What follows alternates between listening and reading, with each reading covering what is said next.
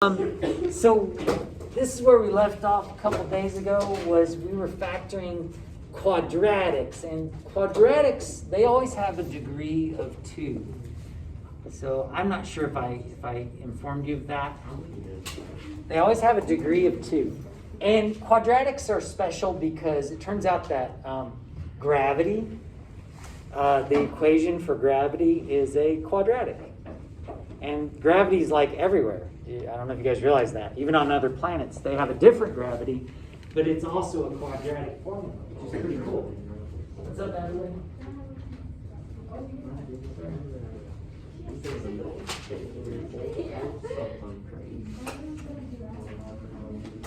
Now, it turns out that quadratics are used in a lot of different places, but quadratics, if you graph them, I'm trying to think if I always forget where we are at in Algebra 1 versus Algebra 2 and all this other stuff. But quadratics look like this. Have we graphed those yet? No. Okay, we haven't done that yet. There were some of those on the NWA. Oh, okay, so we're getting there. We're going to get there. But, yeah, so they have this shape. Now, gravity, though, is not going to be like that. Gravity's upside down, right? It's upside down. So when you graph them, it looks like that, which is pretty cool. So you might think quadratics, why do we spend so much time on them? It's because it's in the world we live in. Gravity's everywhere. All right, so what we did was we factored, I think we already factored x squared plus 8x plus 12. Yes. Yeah. That's what we did. And I explained how when I first learned to factor quadratics, we just kind of tinkered with it. And actually, that's not a bad way to do these, to be honest. In my opinion, you know it's going to, quadratics, typically, they almost always factor into a binomial times a binomial. And so the first part's usually pretty easy, isn't it? What's going to have to be here? X and x, right? And then you just got to figure out the numbers here that make this work as well. Well, let me fast forward ahead a little bit. You're not always going to have just x squared. There can be other numbers, okay? And this, having a number right there, greatly elevates the difficulty, okay? So that's why I showed you the AC method from the beginning.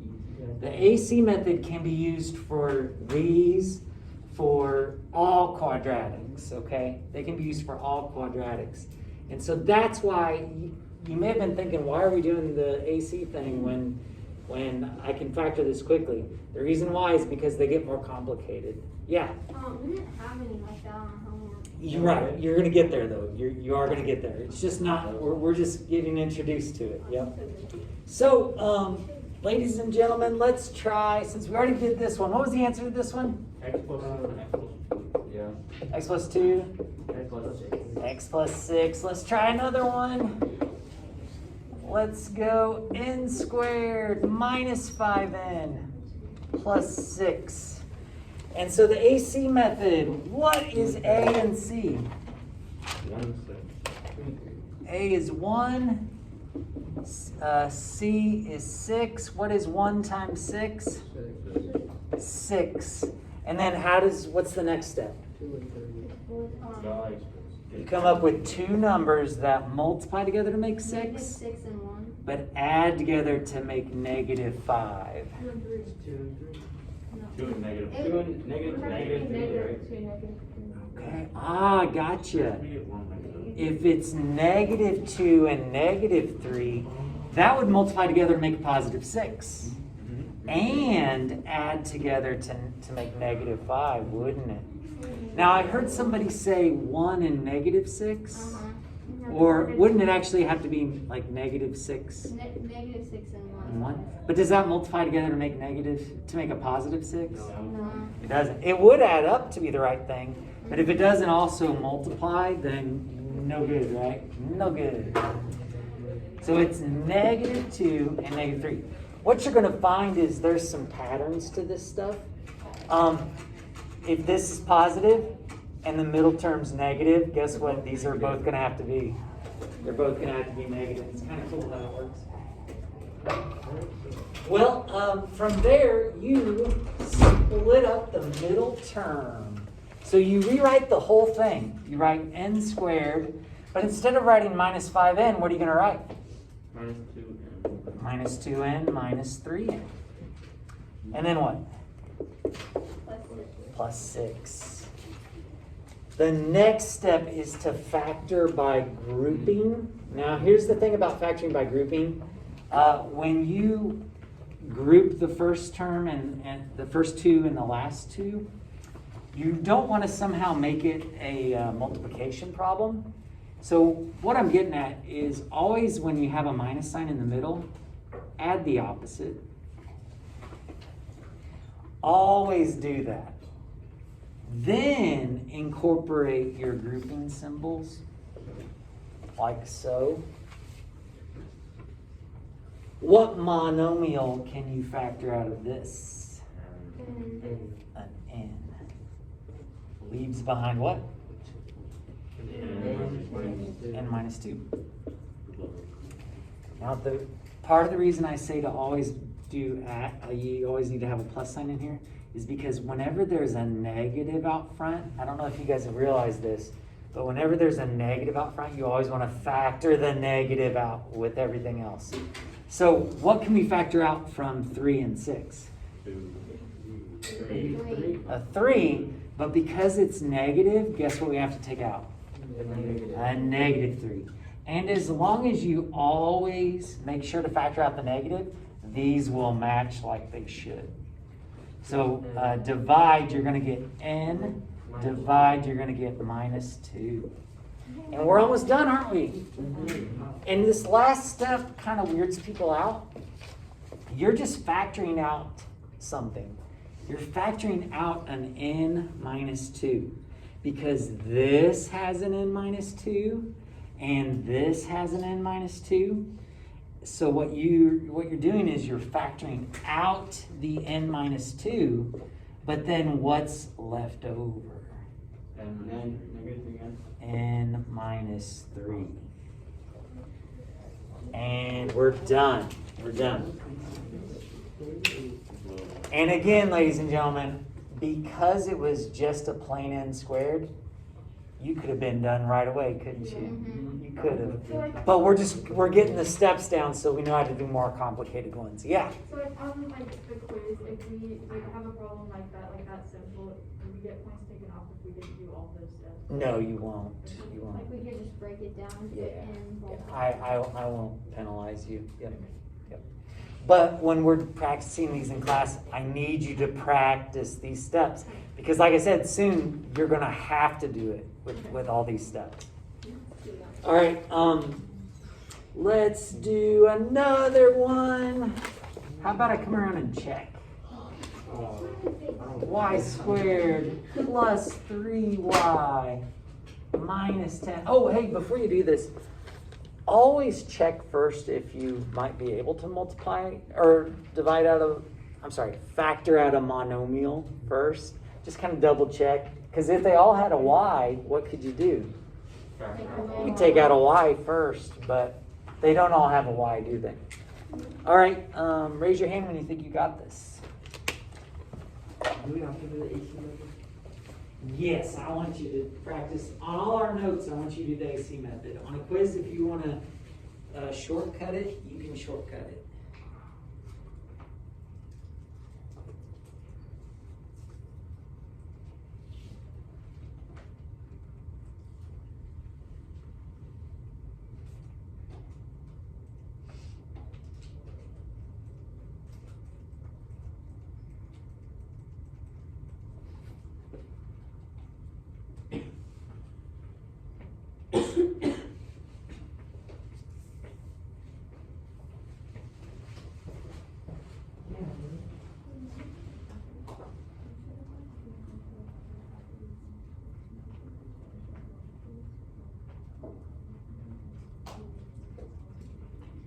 Yeah, it's fine.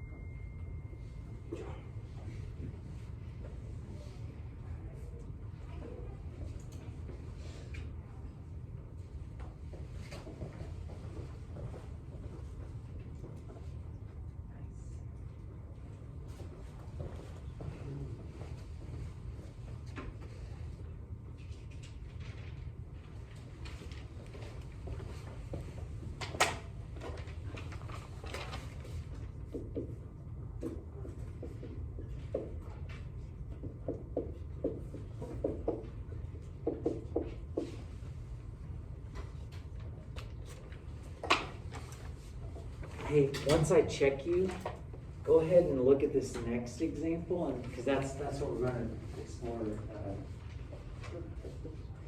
soon. Nice.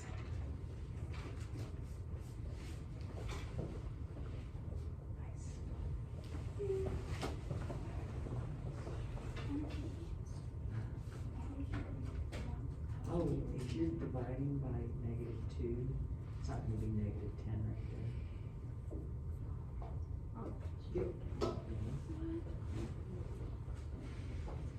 Oh, okay, so something's fishy here because you're supposed to have -2 and 5, splitting up your middle term. So right here you should have -2y plus 5y, and then we get things to work out. Oh, so you factored out a monomial, but you also got to factor out a monomial here. Oh. So you're going to have something in between there. So I'm gonna take 5. Oh yeah, back up here you should have taken a -5 out. And It's put a it like neg- on the outside? Yeah, right here you'd have a -5.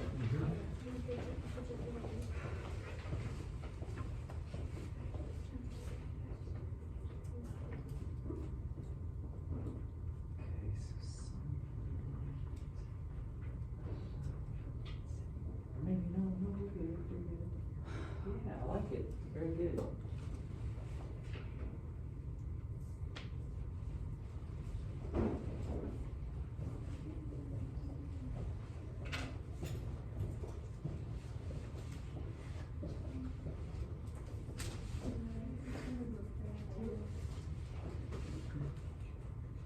We're so close.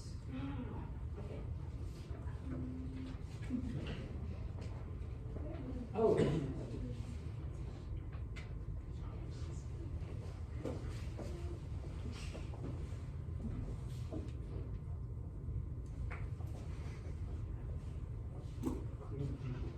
Yeah, but why?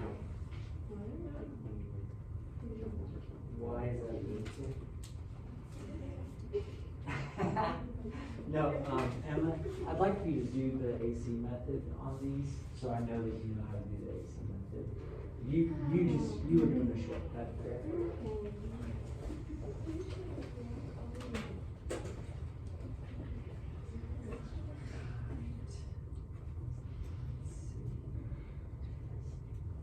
Okay, so right here, see how they both have a y minus 2? You're factoring out the y minus 2, and then you write what's left over.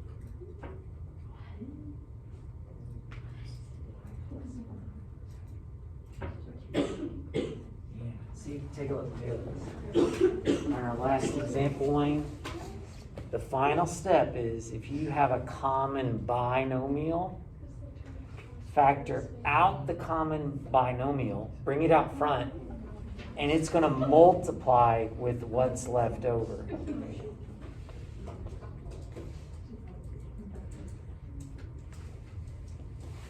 So you're all good until that last step.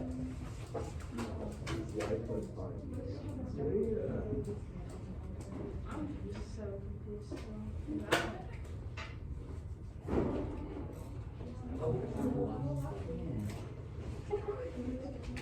Oh, wait, hold up. That's a positive 5. Yeah, I know. So make it plus 1 right there. And that's why things aren't working out, right? You're not going to take out a -5, you're just going to take out 5. Yeah. It'd be y minus 2. Yeah, so it's y minus 2, change that back to a plus. Change that to a minus. Now, do you see how that and that pull it out? And it's left behind.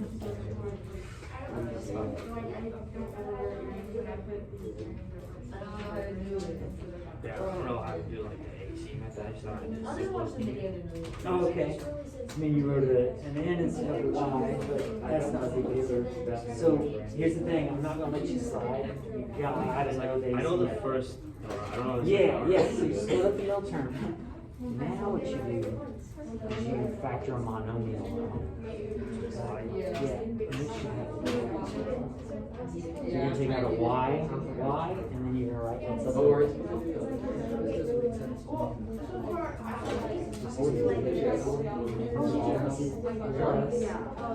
And then factor out a 5.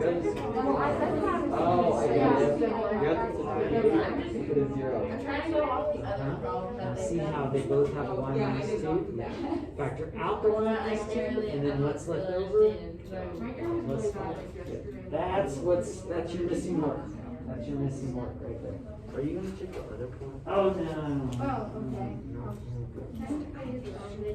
Sure. I'm supposed to do the Bible. Okay, so, here's your work. Sort of, yeah, okay. Oh, yeah. You're gonna stick something in your body. Oh, if you take a 5 out, you gotta divide both of them, so that's gonna get 2. Okay. Is that, and then, like, okay. And then you'll have binomials that match. You'll factor out your common binomial. Oh. All right, guys, let's go over this. So, what's your AC? Negative 10. It's gonna be negative 10, isn't it? Because that's a 1. And then, what two numbers multiply together to make negative 10, but add together to make 3? How about 5 and negative 2? Is that right? Makes negative 10, adds together to make 3. So we're good. Split up the middle term. So I'm going to get y squared plus 5y minus 2y minus 10. Now, because I wrote the 5 first, I've got this minus sign, so I just want to be careful and write plus and negative real quick. Is everybody understanding that adding a negative is the same as subtracting? Okay. It's just that now when I group, I have a plus sign in between. And I can't stress that enough. You should always have a plus sign in between. There are times where your final answer will be correct, but you want every step in the process to be accurate. And if you don't have a plus sign there, it's wrong. That step is wrong. So make sure to have that plus sign in between. Factor out a monomial. That's a good question. Factor out a monomial. Negative 2. But in my case, at least, I got to do a negative 2, don't I? Yeah.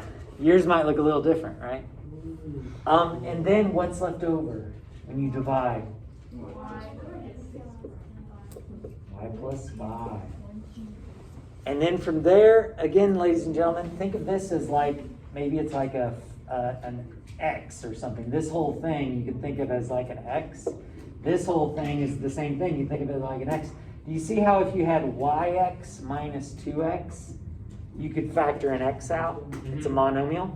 Well, instead of being a monomial, it's a binomial. Since they both have y plus 5 as factors, you can factor out a y plus 5. And then what's left over? Y minus 2. Now, I did that a little bit different than a lot of you, because a lot of you did the negative 2 first and then the 5. So it looks a little different. But our answers are the same. It's just I have them in a different order, don't I?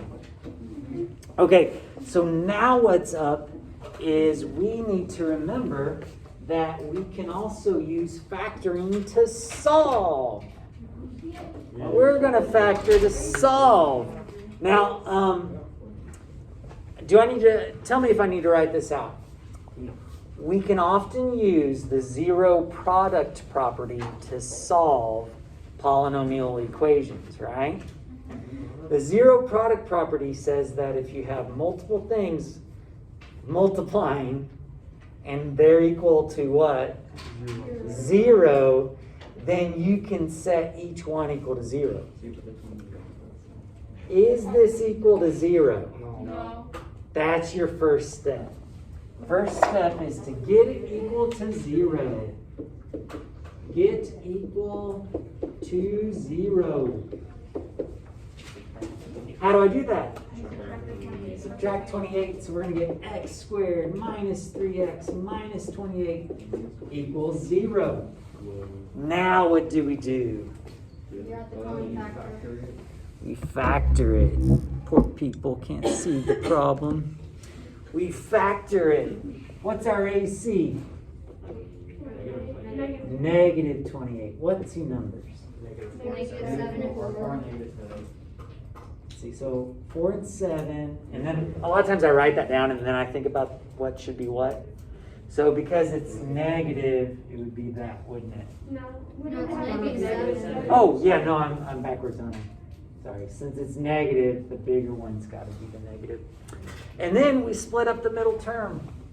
X squared plus 4x minus 7x minus 28. And what's it all equal to? 0. Before I group it, what am I going to do with this minus sign? Or between 4 and 7. Yeah, you could flip it around, right? But I'm going to go plus a negative. Now I group it. What comes out of this? X and x plus 4. And negative 7. X times x plus 4. What comes out of this? Negative 7 times x plus And yeah, when you divide, it's going to be x plus 4, isn't it? And what's it all equal to?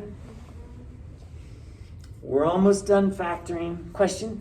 Okay, so like, you wrote out the problem and then you broke it down into parentheses. Can we skip that step and just like put it in parentheses? Skip the HT method and do the simple thing. No, like after you did x squared, like you subtracted 28 over, and then from there I just put it all in parentheses and did like x and then. So you went from here to here? No, the one below it. You went from here all the way to here? Yeah, like. I think what you're going to do is make a sign mistake somewhere. Oh, okay. Yeah, so I would be careful trying to skip over too much, you know what I mean? I think it's really important to realize, what does it have to be equal to? 0. Gotta be equal to 0 before you can do any of this factoring business. Right here, do you agree with x plus 4 times x minus 7 equaling 0? Yeah? What are your two solutions? X equals 4. X equals negative 4. X equals negative 4, x equals 7. What do you guys think? Yeah? Let's try another one. Maybe if we got time before spaghetti, right? Spaghetti. Oh yeah. No, it's not. Pizza's way better than spaghetti.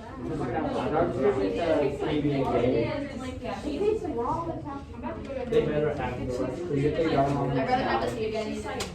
They don't have my sushi in the bag. I just never get it.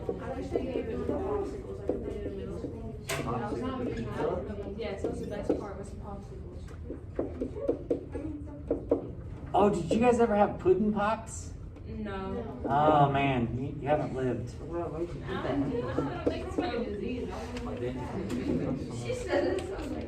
All right, class. Every once in a while, they throw these problems in here where they say find the zeros of the function, and sometimes they'll give you a picture, right? They'll give you a picture and be like, find the zeros of the function. Well, the zeros are where y's value is what? 0. I'm sorry, y's value. So you're going to have some x and then a 0. You guys can't see this, so it's fine. But anyway, your y value is going to be 0. Well, what does f of x represent? 0. It's your y value, right? Oh, yeah. It's y. So guess what we get to put right here? 0. Can we flip it around to the end of the equation? Yeah, but what's the big deal? It's just ugly. What? Ugly looking? It feels like you're doing it back. Because with every other equation you've done for this unit, you put the zero in the True. right, so now it feels weird. Well, it's time to change then, isn't it? Yep, time to change. All right, so I'll be quiet, but you guys work it out as well. Does that make sense? And we'll see if we match.